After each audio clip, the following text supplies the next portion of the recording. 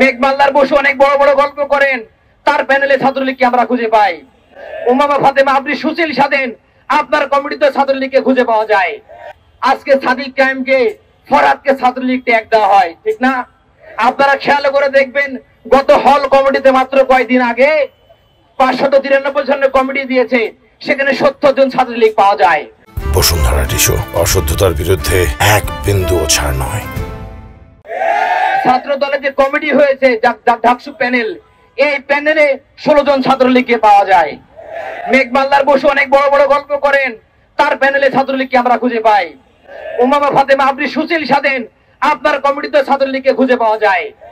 মনে রাখবেন, আপনারা পরিকল্পিতভাবে হাইকোর্টে রিট করেছেন, এই কাজে বাম এবং ছাত্র দল বিএনপি সরাসরি জড়িত, জনগণ তা বুঝে গেছে।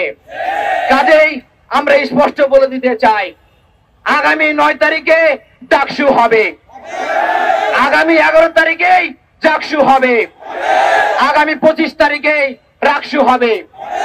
যদি কোন ধরনের ষড়যন্ত্র করা হয়, আপনারা জুলাই আন্দোলন দেখেছেন, শিক্ষার্থীদেরকে চেনেন, শিক্ষার্থীরা মাঠে থাকবে এবং ইসলামী ছাত্র শিবির তাদের ভ্যানগার্ড হয়ে থাকবে ইনশাআল্লাহ। সংগ্রামী উপস্থিতি, আগামী দিনে এদেশকে যোগ্য নেতৃত্ব দেওয়ার জন্য ছাত্র সংসদ নির্বাচন অবশ্যই হতে হবে এবং এটি হওয়ার জন্য ইসলামী ছাত্র শিবির তার জনশক্তি সাধারণ শিক্ষার্থীকে সাথে নিয়ে মাঠে সক্রিয় থাকবে। আপনাদের সবাইকে আগামী দিনে বৈষম্যহীন সম্প্রীতির সমাজ গড়ার উদাত্ত আহ্বান জানিয়ে আজকের মতো বিদায় নিচ্ছি। আসসালামু আলাইকুম ওয়া রাহমাতুল্লাহ। ইসলামী ছাত্র শিবির জিন্দাবাদ, বাংলাদেশ জিন্দাবাদ।